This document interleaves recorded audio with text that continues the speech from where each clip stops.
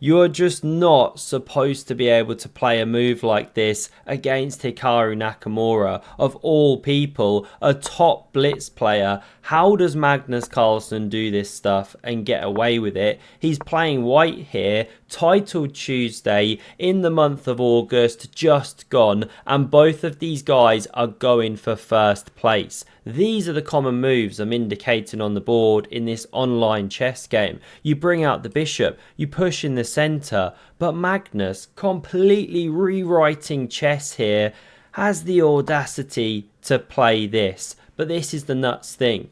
It's the fourth move, and somehow it's one of the actual best engine lines. I got no clue anymore. I thought you were supposed to develop pieces, get your king safe. I mean, even when I run this with Lotus Chess, it's showing it's one of the top lines, even sets a trap. And this is what's so cool. It's the only Opening Explorer app I'm using. If you go here, then there's this classic tactic. So already out the opening, you can pounce on your opponent. The link to that one is below. I absolutely love it. Check it out. Hikaru doesn't do it. He plays bishop b4, and this takes us down some weird lines because Magnus goes a3, completing the pincer movement. Reminds me of those buffalo horns or bull's horns in what's the film called, Zulu Dawn. Get round on the opponent, pincer them, or a crab or something. Looks like you're losing a pawn in the center, but if takes, this is the tactical shot. Knight takes, let's stick with the main line, and you win back one of those knights by force. Make sure you take this one so you don't run into other tactics. Let's stop there. We didn't see takes. Hikaru plays the more modest pawn to d6. This is the great thing about the opening. You get your opponent straight out of their homework on move 4. Hikaru's so impressed that he now copies, and after this bishop develops, Hikaru doesn't castle. Both players are holding off, you know, scared of a quick g5 or something, right? So we get something a bit strange. Pawn b6. Surely not preparing to fianchetto the rook. Magnus also doesn't want to castle kingside, so he puts the queen here. Looking at the weakened light squares, the bishop fianchettos, sanity prevailing. Now we get the 000, and it's not even Christmas. Queen e7.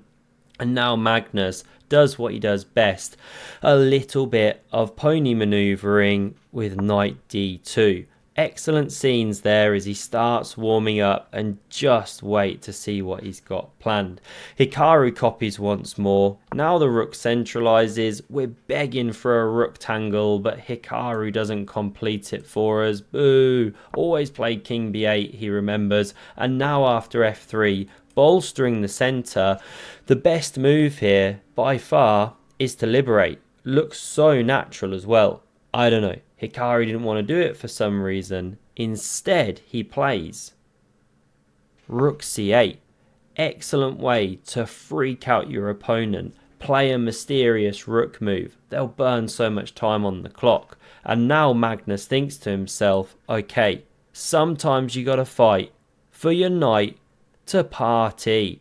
And that's why we see the explosive c4. Watch this. Hikaru wants to go on a maneuver of his own, but this is absolutely overpowered from Magnus.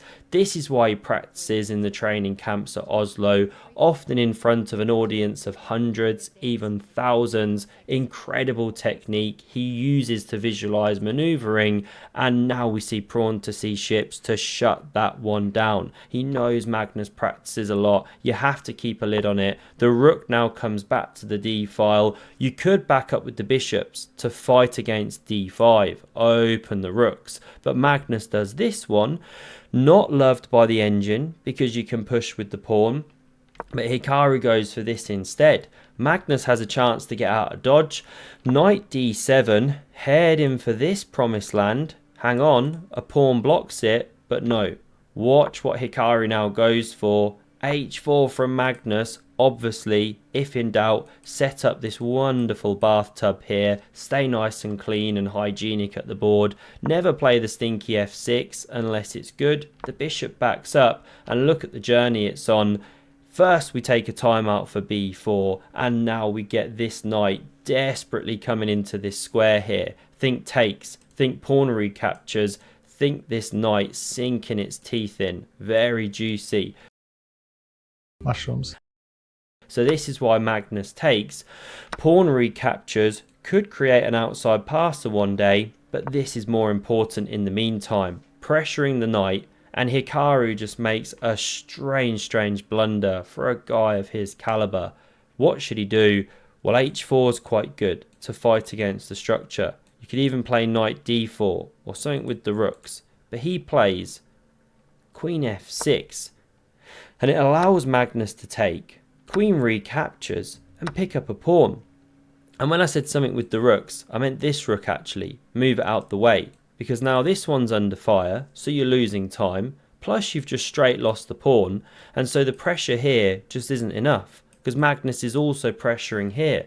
Rook fd8 now played. Or rook df8 rather. Now we see queen e3. Just checking you're awake. You still can't take the pawn on c4, so Hikaru covers this poor little guy, and now Magnus explodes with a roar. There's a threat to win a piece with pawn f5, so therefore we see takes, pawn recaptures. Now this one drops here, but anyway, Magnus rumbles on, allows the knight into here, but the fact that you got this passed runner tying down a rook is so much more important.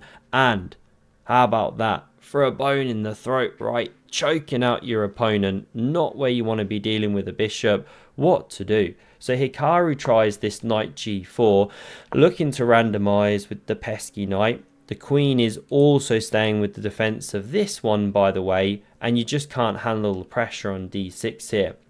So rook e8 was tried by Hikaru. Magnus now, does he take here? Of course you would think he's gonna, right? No, he doesn't. He plays something so much more superb. The most brilliant move in the position. Can you find it? He plays the move of rook. Pooh, what a move. What a move. Now that is a cool move, because if you take, let's say you execute on the threat that you set for your opponent, always like to start there. Well, then white can crash through, and it leads to checkmate in just these few moves. This bishop hemming in the king. So okay, don't take the rook. What if you take this rook first? Still, you've got mating problems. This is mate in just a few moves. So you can't take the rook. Can't take this. What to actually do? I mean, it's horrible. You're basically getting mated. So that's why Hikaru goes bishop c8, desperately giving the king a square there. Magnus doesn't even crash through. He takes here, rook recaptures, doesn't touch the knight. You know, then you leave the protection of your own knight. So this is much stronger. The king goes, and how about this for a Magnus-esque move? Queen d4.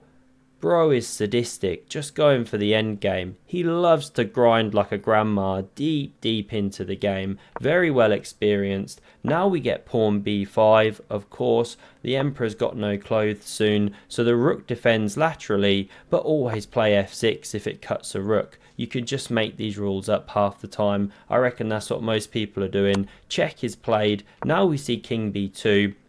And the knight goes for some play here, but after takes with check, king takes, Magnus whispers, do you even rook lift, bro? Forces the knight to give ground. And why give checkmate in 7 via a4? At least that's what it told me earlier. Now it's just saying plus 16. When you can swap the queens off the board. He absolutely loves it. His fans start bleating away. They love to see the GOAT grinding, deep in an endgame. It's where he's made a career, turning half points into points, or saving zeros with half points.